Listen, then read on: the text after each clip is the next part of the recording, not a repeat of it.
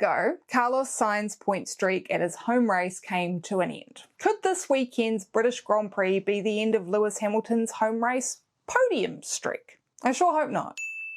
Kia ora, I'm Kimmy, I talk F1 in the world's second worst accent, and these are my 3 burning questions ahead of the 2025 British Grand Prix. During the turbo hybrid era, Lewis Hamilton has never once finished off the podium in a Grand Prix held in the UK. I say held in the UK because this includes 2020 when we had both a British Grand Prix and a 70th anniversary Grand Prix. Thanks, COVID. Now, this question isn't so much about Lewis as it is about Ferrari's performance. Charles Leclerc has 3 podiums from the last 4 races, and in general, Ferrari has been on a bit of an upswing relative to their competitors, and Lewis seems to have closed the gap at least a little bit to Charles, but he's still not quite able to get as much out of the car as his teammate. Now, Ferrari still has one major upgrade to bring to the track, a rear suspension package that's intended to unlock the full performance of the new floor they put on in Austria. They've now turned their wind tunnel attention all towards 2026, so beyond a few tweaks here and there, this is Ferrari's last real opportunity to find the right balance and aerodynamic performance for the SF25. Now, as at time of recording this, Ferrari hasn't confirmed if they're bringing this suspension package to Silverstone or to Spa. However,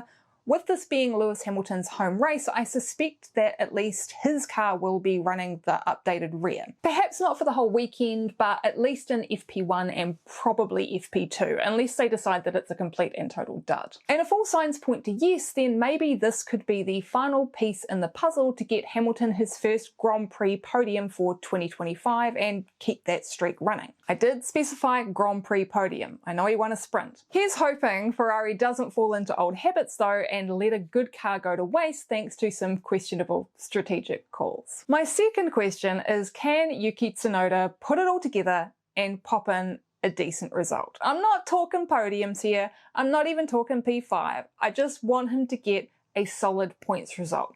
P7, P8, happy. Now, Tsunoda's set to make way for Arvid Lindblad in FP1, which after a rough time out last weekend and the ones leading up to it, let's be honest, it probably isn't going to help with the confidence boosting. The weather forecast is pretty mixed for this weekend, and Saturday and Sunday look pretty yuck at this stage with a decent chance of rain and cool conditions. So if things don't change too much, he shouldn't at least suffer from the severe tyre overheating and deg issues that contributed to the awful time out in Austria. Of course, the big issue here for Tsunoda is that with Verstappen out of the race, there was no benchmark to compare him to. No idea of whether or not the other Red Bull would have had the same problem, basically. That can only add to the discomfort and the confusion that he's been going through since being promoted earlier in the year, and I think Red Bull would be smart to change up the plan and put Lindblad in Max's car. Yes, Ayumu Iwasa has already had one FP1 session in Verstappen's car this season, but now that the regulations have changed to require 2 rookie practices per car, it is actually a valid option. Although if they are planning on playing around and doing some comparison testing between the Canada spec and the upgrade bought to Austria, I do get why they'd decide not to do that. And I just honestly hope that Yuki has a decent weekend, because watching yet another good F1 driver suffer in the second Red Bull seat is painful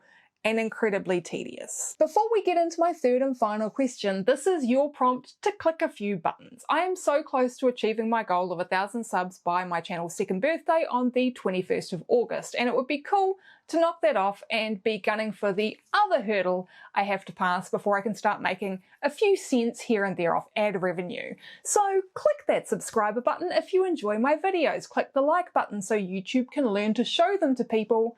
And if you're the kind of person who likes to support creators on Patreon, the link is down in the description, as well as right here on screen. You'll get your name credited if you choose one of the pay what you like tiers, and the more people who subscribe, the more likely it is that I will be able to offer special benefits. And thank you always to my existing patrons, because you guys are incredible. Finally, let's talk about George Russell and Mercedes. No, not that thing about George Russell and Mercedes. More, could this be another opportunity for a Russell win? Things look set up for a potential return to the top step of the podium for George this weekend. The weather's expected to be cooler with cloud cover and not the beating hot sun that put the mercury up over 50 degrees on track in Spielberg.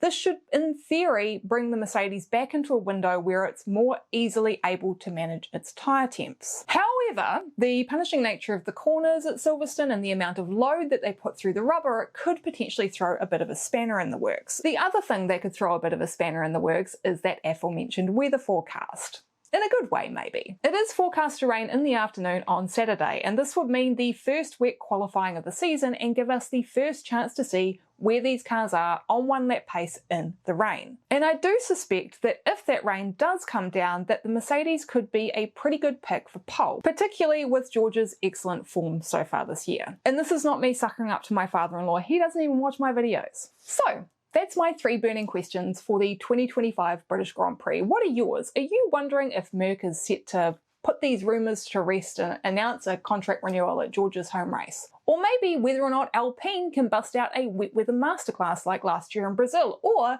is it time for Aston Martin's steady but kind of unnoticed progress to yield a surprise result? Sound off in the comments. Thanks once again to my patrons, and I'll see you next time. Do you ever wonder what's going on in YouTubers' lives when they're recording videos like this? Well, let's just say I'm very grateful that I live on a little hill right now.